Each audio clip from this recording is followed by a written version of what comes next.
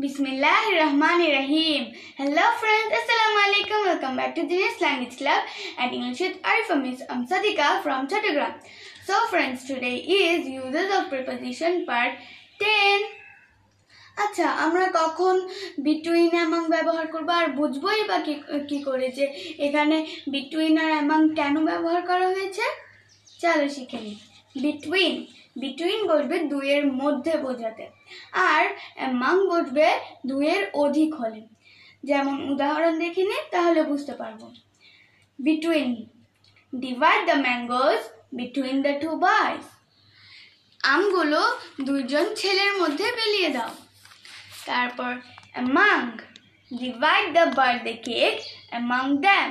অথবা তোমরা এটাও দিতে পারো, divide the birthday cake among 5 boys. দুইয়ের অধিক হবে যখন, তখন আমরা among ব্যবহার করব, মানে দুইয়ের থেকে বেশি। 3ও হতে পারে, 5ও হতে পারে, 10ও হতে পারে, এরকম। কিন্তু between কিন্তু সব সময় দুইজনের মধ্যে হবে। তারপর by আর with, যে করে তার পূর্বে by, এবং যা দ্বারা মানে কোনো ইনস্ট্রুমেন্ট, যন্ত্রপাতি বা প্রযুক্তি ব্যবহার করে কি করা হয়েছে তার পূর্বে with ব্যবহৃত হয়। যেমন the tiger was killed by hunter with a gun. Hunter করেছে মানে শিকারী এই কাজটা করেছে, তাই আমি কি বলেছি, by hunter with a gun.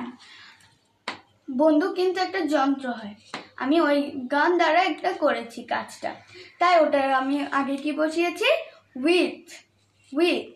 কোনো ইনস্ট্রুমেন্টের আগে আমরা with বসাতে পারি, আর কাকে দ্বারা করা হয়েছে, কে করেছে, কিভাবে করেছে, ওগুলোর আগে আমরা by বসাবো। কি বসাবো?